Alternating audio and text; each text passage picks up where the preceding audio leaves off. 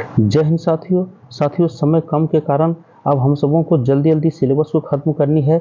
बहुत कम समय हमारे पास बचा हुआ है, इसलिए मैं 12 सेट आज देने वाला हूं। चलिए शुरू करते हैं। साथियों, पहला सवाल है, बाल विकास का निर्धारण किया जाता है बालक की अनुवांशिक संरचना द्वारा, बालक की अनुवांशिकता तथा वातावरण दोनों की जटिल संरचना के द्वारा। तीसरा है, देखिए, बालक संबंधी वातावरणीय दबावों द्वारा जिन पर शिक्षक का कोई नियंत्रण नहीं होता है। देखिए, कोई नियंत्रण शिक्षक का नहीं होता, ये गलत है। बालक संबंधी उन वातावरणीय दबावों द्वारा जो विद्यालय द्वारा नियंत्रित किए जा सकते हैं। चलिए, कौन सा ऑप्शन इसमें सही है? देखिए, जरा मनन कीजिए, सोचिए इसके बारे में, बालक को केंद्र में रख करके। चूंकि डीएलएड की जो भी सवाल होगी वो बालक को ही केंद्र में रखकर सोचना पड़ेगा, कोई भी निगेटिव बात यहाँ मत लीजिए। तो चलिए, यहाँ पे आपका देखिए बी ऑप्शन बिल्कुल सही है। बालक की आनुवंशिकता तथा वातावरण दोनों की जटिल संरचना द्वारा। जो वातावरण है, वातावरण के द्वारा ही जो इन्वायरमेंट है, अन्य बच्चों के साथ जो इंटरेक्ट हमारे बच्चे करते हैं, उसके आधार पर जो सीखते हैं, जो लर्निंग आउटकम आता है, वही मेन इंपॉर्टेंट है। और अनुवांशिकता, कुछ तो ऐसे हैं जो कि माँ पिता से भी गुण प्राप्त होते हैं, इसलिए बी ऑप्शन बिल्कुल राइट है। चलिए अगले सवाल की ओर बढ़ते हैं साथियों। अगला सवाल है, यदि स्नायु तंतुओं को ध्यान में रखा जाए तो बालक का स्नायु तंत्र होता है। स्नायु तंत्र में नर्व सिस्टम, जो हम लोग आभास करते हैं कि किसी भी एक्टिविटी को हमारी बॉडी में कोई टच कर गया है ना, किसी प्रकार का कोई अगर शरीर में कहीं टच करता है या जो भी एक्टिविटी होता है हम तुरंत जान जाते हैं, उसे स्नायु तंत्र कहते हैं। तंत्रिका तंत्र या स्नायु तंत्र, तंत्रिका तंत्र से भी हम जानते हैं। चलिए, तो यहाँ कह रहा है कि स्नायु तंत्र की बात किया जाए तो बालक का स्नायु तंत्र के बारे में बताइए। जन्म के समय पूर्ण विकसित होता है, यह शरीर के अन्य अंगों की तरह विकास की स्थिति ग्रहण करता है। चलिए, और सवाल है,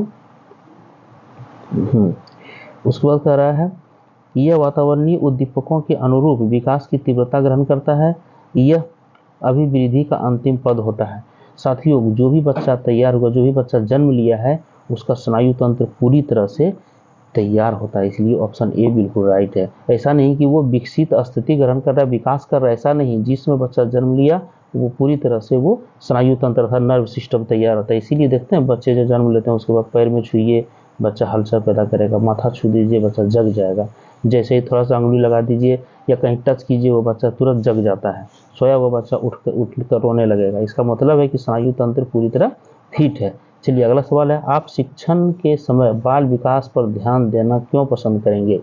शिक्षण के समय बाल विकास पर ध्यान देना क्यों पसंद करेंगे? क्योंकि हम लोग देखिए, एक तरह से जान लीजिए, बालक के लिए सबसे बड़ा डॉक्टर हम ही लोग हैं। डॉक्टर साहब तो हैं, लेकिन छोटे छोटे बच्चे जो हमारे पास पढ़ने आ रहे हैं, उसके सबसे बड़ा ऑपरेशन करता हम ही हैं, डॉक्टर हम ही हैं। ईच एंड एवरी एक्टिविटी उस पर ध्यान हम सबों का रहता है कि बच्चा कितना जो है सो इसका IQ कितना अधिक है, कितना एक्टिव है, किसी बात को तुरंत जवाब कितना जल्दी देता है, सब कुछ हम देख रहे हैं। इसीलिए यहाँ कह रहा है कि बाल विकास पर ध्यान आप क्यों देना पसंद करेंगे जिसमें आप शिक्षण कार्य करेंगे। तो क्या जरूरी है? देखिए, बालक के स्वाभाविक विकास गति में न्यूनतम हस्तक्षेप किया जाए। देखिए, कह रहा है कि स्वाभाविक विकास गति में न्यूनतम हस्तक्षेप किया जाए। ये क्या मतलब हुआ? इसका कोई मतलब नहीं है। न्यूनतम हस्तक्षेप क्यों? जितना बच्चा एक्टिविटी जितना ज़्यादा करेगा उतना ही ज़्यादा सीखेगा। कक्षा संबंधी अनुभवों को परिपक्वता दर से समन्वित करके कक्षीय अनुभव प्रदान किए जाएं। देखिए, ये ऑप्शन बिल्कुल राइट है। कक्षा संबंधी अनुभवों को, कक्षा के अंतर्गत जो अनुभव है, 1 का अलग अनुभव, 2 का अलग अनुभव, 3 का अनुभव, सब कक्षा का अलग अलग अनुभव है, जो शिक्षक अपना अनुभव है को परिपक्वता दर से समन्वित करके कक्षीय अनुभव प्रदान किया जाए, है ना। ये अनुभव ऐसा प्रदान किया ताकि बच्चे उसे ज़्यादा लाड़ प्यार के साथ आगे बढ़े। चलिए अगला देख लीजिए, 2 और ऑप्शन, हालांकि सही यही है आपका। जब तक छात्र किसी अधिगम कौशल के प्रति उपयुक्त अभिवृत्ति प्रकट करे तब तक उनके शिक्षण को टाल देना चाहिए। देखिए, फिर निगेटिव बात आई है यहाँ। इसको जब भी निगेटिव आए, नहीं करना चाहिए, टाल देना चाहिए, बच्चे को पीट कर भगा देना चाहिए, उसके गार्जियन को बुला करके सौंप देना चाहिए, ये सब बात बिल्कुल मत सोचिए यहाँ। इसलिए बच्चा ही सर्वोपरि यहाँ पे, बच्चे को केंद्र में मान रख करके आप पॉजिटिव बात सोचिए ताकि बच्चा कितना आगे बढ़ सके। निगेटिव बात तो यहाँ सोचने ही नहीं है। निगेटिव बात सोचिएगा तो बस क्वेश्चन गलत हो जाएगा। यदि बौद्धिक एवं शैक्षिक विकास की कुछ मात्रा में हानि होती है, फिर भी छात्र के सामाजिक और शारीरिक विकासों पर ध्यान केंद्रित करना आवश्यक है। देखिए, कहता है बौद्धिक और शैक्षिक विकास की कुछ मात्रा में हानि होती है, फिर हानि की बात आ रही है। हानि क्यों होगी? बच्चा जो भी करता है, बच्चा अगर पत्थर भी फेंक रहा है तो वो निशानाबाजी कर रहा है, बच्चा अगर पानी में तैरना सीख रहा है तो निश्चित से तैराकी बनना चाहता है। बच्चा अगर हाथ से गेंद को फेंक रहा है तो बॉलिंग भी करना सीखता है। जो भी बच्चा करेगा वो बच्चा तो उसका बुद्धि लब्धि और तेज ही होगा, वो और एक्टिव होता है, इसीलिए कोई भी निगेटिव बात नहीं। चलिए भाई, आपका इसका मतलब है बी ऑप्शन आपका बिल्कुल सही है। कक्षा संबंधी अनुभवों को परिपक्वता दर से समन्वित करके कक्षीय अनुभव प्रदान किए जाएं। चलिए अगले सवाल की ओर बढ़ते हैं साथियों। 4 का देख लीजिए, नवजात शिशु के संबंध में कौन सा कथन गलत है। नवजात शिशु के संबंध में कौन सा कथन गलत है, सही तो जो होगा वो ठीक है। चलिए देखिए, एक नवजात शिशु जितना अधिक सोता है उतना ही अधिक हिस्पुष्ट होता है। बात सही है। देखिए 24 घंटा में अगर बच्चा 23 घंटा सो रहा है तो वो उतना ही मजबूत होगा। ये तो बात सही है। नवजात इसलिए बच्चा खूब सोता है। चलिए ये तो बात सही है। जब उसे भूख लगती है तो वह रोकर हमारा ध्यान आकृष्ट करता है, ये भी सत्य है। भूख लगेगा तो वो रो करके हमारा ध्यान आकृष्ट कर देगा। माँ जो है सो रो करके जब बच्चा रोने लगता है तो माँ तुरंत जाकर के दूध पिलाती है। चलिए अगला, उसमें अधिगम के लिए सहज क्षमता का अभाव रहता है। देखिए कितना गलत लिखा। अधिगम मतलब सीखने के लिए जो आउटकम आएगा, है ना, स्किल डेवलपमेंट जो होगी, सहज क्षमता का अभाव होता है। ये संभव है। बच्चा जैसे ही जन्म लिया वैसे ही वो अनुकरण करना शुरू कर देता है वातावरण से, माँ के शरीर को छू करके, इधर उधर देख करके, धीरे धीरे जितने देर आँख खुलेगा उतने देर में उस अनुभव करना शुरू कर देता है। अधिगम तो उसका चल ही रहा है ईच एंड एवरी टाइम, इसलिए ये गलत है। वह अपनी सुरक्षा के प्रति सजग रहता है। बात सही है। माँ के गोद में वो बेफिक्र रहेगा, लेकिन दूसरा कोई अगर छुएगा तो उसका अभाव होता है, आभास हो जाता है कि कोई दूसरा मुझे गोद में लिया है, और वहाँ वो बच्चा डरता भी है, रोता भी है। लेकिन देखिए पता है, ये एक नौनिहाल बच्चा 2 दिन 3 दिन 4 दिन, मतलब एक तरह से कि छठियारी भी बच्चा का नहीं हुआ, लेकिन अगर उसकी माँ ले रही है गोद में तो माँ के गोद में नहीं रोएगा। लेकिन जैसे ही बच्चा को कोई दूसरा ले लेता है तो वो रोना शुरू कर देता है, क्योंकि उसको सुरक्षा का डर है उस समय भी। इसलिए ये भी सत्य है, लेकिन ये बिल्कुल सत्य नहीं है। चलिए कितनी अच्छी बात है इसमें। चलिए अगले सवाल की ओर बढ़ते हैं साथियों।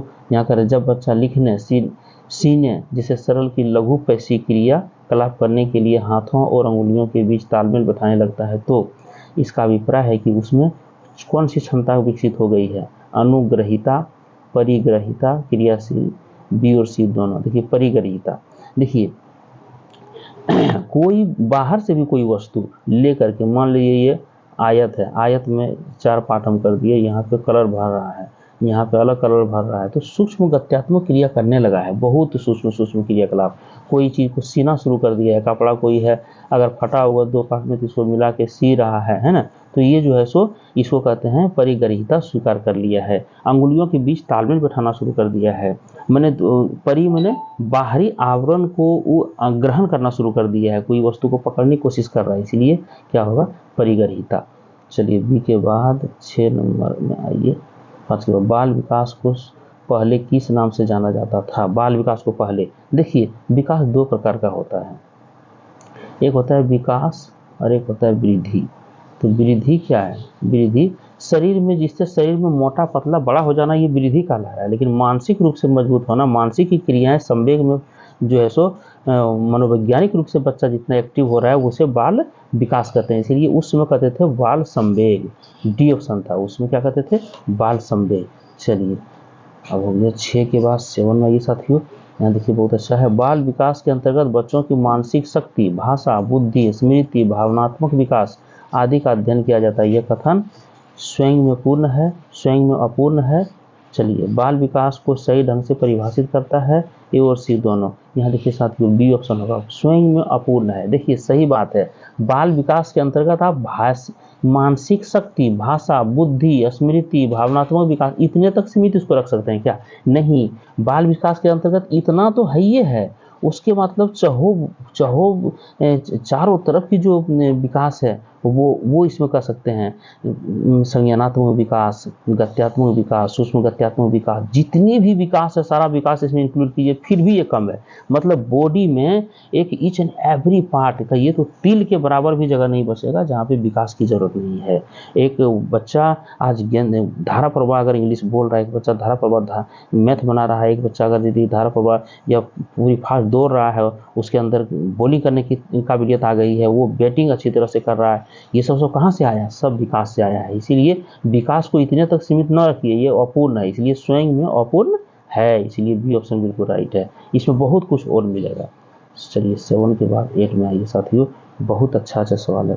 देखिए, बालकों को सही दिशा निर्देश करने के लिए एक शिक्षक से अपेक्षित है कि वह बाल विकास पर आधारित परीक्षा उत्तीर्ण हो।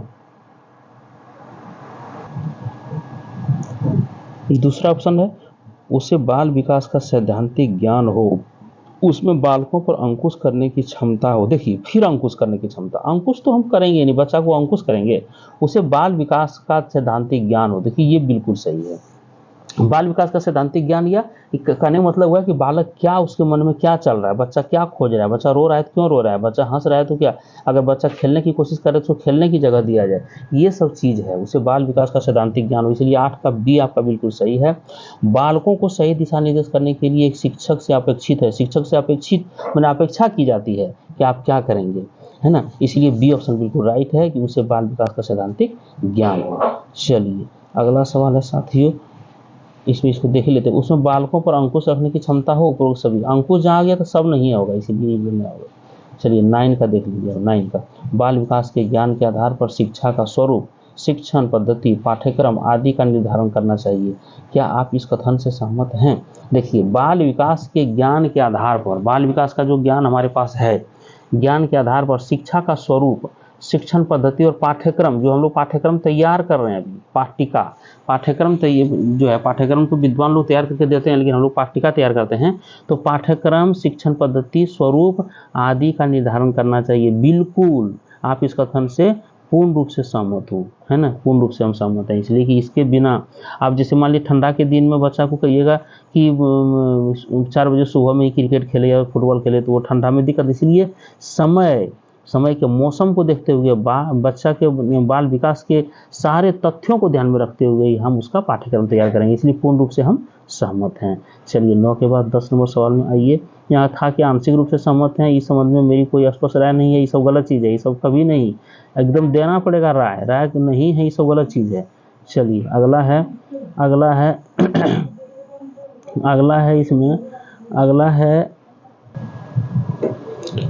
अगला सवाल है साथियों 10 नंबर का, देख लीजिए। विकास के संबंध में कौन सा कथन अनुपयुक्त प्रतीत होता है? विकास निश्चित प्रतिमान का अनुसरण करता है, विकास के विभिन्न गुणों में सहसंबंध होता है। चलिए अगला है, थोड़ा सा इसको चलिए, हाँ, विकास के विभिन्न गुणों में सहसंबंध होता है, विकास की प्रत्येक अवस्था को अपनी विशेषता होती है, उपरोक्त में से कोई नहीं। देखिए 10 का जो सवाल है ये बहुत जानदार है। इसमें कह रहा है कौन सा कथन अनुपयुक्त है। अनुपयुक्त मैंने उपयुक्त तो है ही होगा, अनुपयुक्त है, कौन सा जरूरी नहीं है। विकास निश्चित प्रतिमान का अनुसरण करता है, बिल्कुल सही है। निश्चित प्रतिमान मतलब होता है प्रतिमूर्ति, मतलब प्रतिछाया, मतलब छाया परछाई, तो निश्चित है विकास परछाई का अनुसरण करता है, जो पहले से चला रहा है उसको। विकास के विभिन्न गुणों में सहसंबंध होता है, बिल्कुल सही है, एक दूसरे से संबंधित होते हैं, ये भी सही है। चलिए, विकास की प्रत्येक अवस्था को अपनी विशेषता होती है, बिल्कुल सही है। जो बच्चा 6 दिन का है, जो बच्चा 6 महीना का, जो बच्चा 6 साल का है, सबका विकास की स्थिति अलग अलग होती है, उपरोक्त में से कोई नहीं। इसमें सब उपयुक्त है, सब जरूरी है, कोई भी अनुपयुक्त नहीं, इसलिए डी ऑप्शन लगाइए। चलिए डी ऑप्शन लगाइए, क्वेश्चन थोड़ा उल्टा दिया है। चलिए 10 के बाद 11 नंबर में आइए साथियों। अंग्रेजी भाषा का शब्द हेरिडिटी, वंशानुक्रम, हेरिडिटी का हिंदी होता है वंशानुक्रम, हेरिडिटॉस से निगमित हुआ। हेरिडिटॉस किस भाषा का शब्द है? हेरिडिटॉस किस भाषा का शब्द है? Latin, Greek, Roman, German. साथियों हमेशा जो है सो ज़्यादा लेटिन भाषा से संबंधित है, इसलिए हेरिडिटॉस लेटिन से संबंधित है। चलिए 11 के बाद 12 में आइए। 2 पीढ़ियों को जोड़ने वाली श्रृंखला को हम वंशानुक्रम कहते हैं, ये कथन है जॉनसन का, पीटरसन का, बेकन का, हरलॉक का। किनका है ये है बेकन साहब ने कहा था कि 2 पीढ़ियों को जोड़ने वाली श्रृंखला को हम वंशानुक्रम कहते हैं, बेकन साहब ने कहा था, इसलिए आप सी ऑप्शन लगाइए। चलिए आगे बढ़ते हैं साथियों, देखिए बहुत अच्छा सवाल है ये। जीन क्या है? गुणसूत्र। जीन क्या है? गुणसूत्र में पाए जाने वाले छोटे छोटे रासायनिक गुण, श्वेत रक्तकण में पाए जाने वाले छोटे छोटे रासायनिक गुण, हीमोग्लोबिन में पाए जाने वाले छोटे छोटे रासायनिक गुण, अंडाणु में पाए जाने वाले छोटे छोटे रासायनिक गुण। साथियों ये जीन जो है सो गुणसूत्र में पाए जाने वाले रासायनिक गुण है। गुणसूत्र क्या है? जैसे कि एक अंडाणु माँ का और शुक्राणु पिता का, है ना, जाके दोनों के बीच जो फर्टिलाइजेशन होता है तो 23 क्रोमोसोम, इसमें 23 क्रोमोसोम कितना बन जाता है, 46 क्रोमोसोम। हमारे जो एक सेल बनता है बच्चा का उसमें 46 क्रोमोसोम होता है। हम लोग में जो एक सेल हम लोगों का है वो 46 है। और जब इसमें इसी 46 में माँ और पिता के रासायनिक गुण जो होते हैं उसी को जीन कहा जाता है, जो कहाँ रहता है, गुणसूत्र में रहता है। तो चलिए 23 गुणसूत्र हो जाते हैं, इसी में रहता है। इसलिए ऑप्शन ए बिल्कुल राइट है। गुणसूत्र में पाए जाने वाले छोटे छोटे रासायनिक गुण हैं जिसे जीन कहते हैं। अब अगला सवाल बहुत अच्छा आ गया साथियों, देखिए इसमें करें निम्नलिखित में से कौन सा कथन असत्य है। सत्य तो है ही है, असत्य कौन है। स्त्री में एक्स माने एक्स डबल बार है ना, एक्स अर्थात डबल एक्स का ये प्रकार के गुणसूत्र पाए जाते हैं। पुरुष में एक्स वाई प्रकार के गुणसूत्र पाए जाते हैं। फिर कह रहा है पुरुष में वाई वाई प्रकार के गुणसूत्र पाए जाते हैं। स्त्री पुरुष के गुणसूत्रों के सम्मिलित से ही संतानोत्पत्ति होती है। देखिए साथियों, माँ जो है, माँ का जो गुणसूत्र पाया जाता है वो डबल एक्स, और पिता का एक्स वाई, और पिता के ही गुणसूत्र से फिक्स होता है कि बच्चा लड़की होगा कि लड़का होगा। यहाँ पे देखिए पुरुष में वाई वाई, ये गलत है। पुरुष में वाई वाई नहीं प्राप्त होता है, डबल वाई नहीं, एक्स वाई दोनों मिक्स है। माँ में डबल एक्स है इसीलिए, और इस डी में कह रहा है तो ये गलत हो जाएगा। और डी में कह रहा है स्त्री पुरुष के गुणसूत्रों के सम्मिलित से ही संतानोत्पत्ति होती है, ये भी सही है। तो ये सही है, ये सही है, ये सही है। असत्य कौन है, असत्य है सी, तो सी ऑप्शन आपका जाएगा। चलिए सी असत्य है। अब 14 के बाद आ जाइए 15 नंबर में सवाल में साथियों, 15 नंबर सवाल देख लीजिए। संतान के लिंग निर्धारण में मुख्य भूमिका होती है, स्त्री निभाती है, पुरुष निभाता है। स्त्री पुरुष दोनों ही समान भूमिका निभाते हैं। यह ईश्वर की इच्छा पर निर्भर है, नहीं, ईश्वर की इच्छा पर भी नहीं, खत्म कीजिए। स्त्री पुरुष समान नहीं और स्त्री भी नहीं, अर्थात बी ऑप्शन है, पिता के ही। इसीलिए देखिए पितृसत्तात्मक परिवार है। अभी क्या है, पितृसत्तात्मक। उसमें जो पुरानी कथा जो हम लोग देखते हैं वो देवकी पुत्र कृष्ण ये कहते थे, लेकिन आज क्या है, आज पिता का नाम लेके बुलाते हैं। इसलिए अभी क्या है, पिता के गुणसूत्र के आधार पर, पिता का जो गुणसूत्र क्या है, पिता का एक्स वाई, और माँ का क्या है, डबल एक्स। तो पिता के गुणसूत्र के आधार पर ही फिक्स होता है कि लड़का है कि लड़की होगा, है ना। इसीलिए पितृसत्तात्मक परिवार है, अर्थात बी ऑप्शन आपका बिल्कुल राइट है, 15 का बी। चलिए 15 का बी। आइए 16 नंबर में सवाल में देख लीजिए साथियों। 16 नंबर सवाल, बाल विकास का सर्वाधिक उचित वर्गीकरण है। नंबर 1 में है शारीरिक तथा गति विकास, संज्ञानात्मक विकास, शैक्षिक विकास और सामाजिक विकास। बी में है शारीरिक विकास, संज्ञानात्मक विकास, शैक्षिक विकास, सामाजिक विकास एवं मनोवैज्ञानिक विकास। चलिए ई हो गया 16 नंबर का। आगे और बढ़ते हैं साथियों, इशारा है लेकिन कौन ज़्यादा सटीक है, ई देखना है। चलिए सी और डी का देख लीजिए, सी और डी का। हाँ, शारीरिक एवं गतिक विकास, संज्ञानात्मक विकास, शैक्षिक विकास, सामाजिक विकास एवं मनोवैज्ञानिक विकास। सी ऑप्शन बिल्कुल राइट है, सी ऑप्शन बिल्कुल राइट है। इसमें देखिए फिर कह रहा है शारीरिक एवं संज्ञानात्मक विकास, गतिक विकास, शैक्षिक विकास, सामाजिक विकास एवं मनोवैज्ञानिक विकास। इसमें सी ही आपका सही है, इसलिए सी ऑप्शन को अपने दिमाग में सेट कर लीजिए। चलिए 17 नंबर सवाल में आइए साथियों। 17, प्राथमिक विद्यालय के बच्चों को उचित शारीरिक एवं गत्यात्मक विकास के लिए आप क्या सुझाव देंगे। बच्चों के लिए खेल के साज सामान उपलब्ध होने चाहिए। 17 का देख लीजिए, बच्चों के लिए खेल के साज सामान उपलब्ध, बच्चा खेलेगा जरूर, खेलने का व्यवस्था होनी चाहिए। चलिए अगला है, खेलने की व्यवस्था तो होनी चाहिए, इसमें कोई शक नहीं है। देखिए उसके बाद दूसरा है, विद्यालय में समय समय पर खेल प्रतियोगिता का आयोजन किया जाना चाहिए, ये भी सही है। शारीरिक व्यायाम नियमित रूप से करवाना चाहिए, ये भी सही है। उपरोक्त सभी, देखिए डी में उपरोक्त, तो डी ऑप्शन होगा, मतलब सब चीज़ होना चाहिए।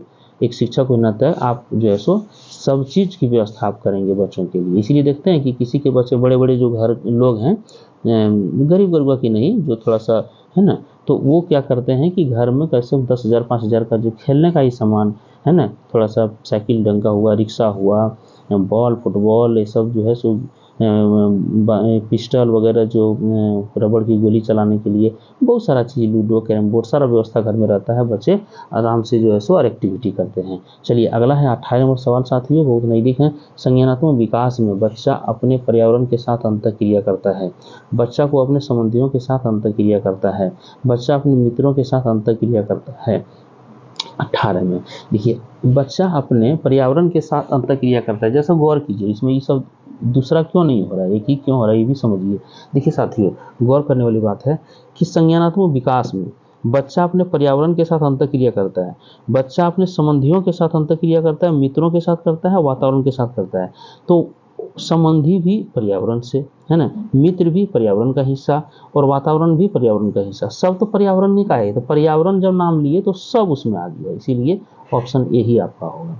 पर्यावरण मीन्स वातावरण में ईच एंड एवरी पार्ट, जितना भी वातावरण में जो हमारा पार्ट है, माँ बाप भाई बहन पोखर मछली, है ना, गाय बकरी बच्चा जो भी है सब उसी पर्यावरण में आ जाएगा। अगला सवाल है साथियों, देखिए, मनुष्य अपने जन्म से ही पर्यावरण के प्रति जो शारीरिक एवं मानसिक उपागम करता है अंतःक्रिया कहलाती है, यह कथन है। देखिए, मनुष्य अपने जन्म से ही पर्यावरण के प्रति जो शारीरिक एवं मानसिक उपागम करता है, एक्टिविटी करता है, अंतःक्रिया कहलाती है, अंतःक्रिया कहलाती है। किसको किसने कहा था? ये बेकन साहब ने, रूथ बेनेडिक्ट्स ने, पियाजे साहब ने, पीटरसन साहब ने।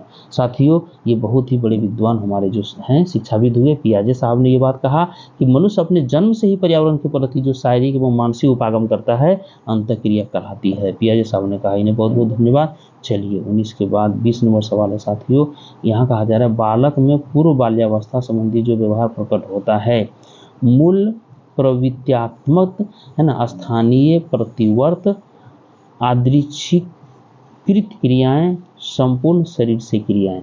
20 का देख लीजिए, 20 का बहुत ही अच्छा ये सवाल है। बालकों में पूर्व बाल्यावस्था, बाल्यावस्था से पूर्व संबंधित जो व्यवहार प्रकट होता है वो संपूर्ण शरीर से क्रियाएं है, संपूर्ण शरीर से क्रियाएं। चलिए, शरीर ही ऐठना उठना बदल गिरना पटकाना रोना कूदना हाथ पटकना, ये सब उसी के अंतर्गत आता है।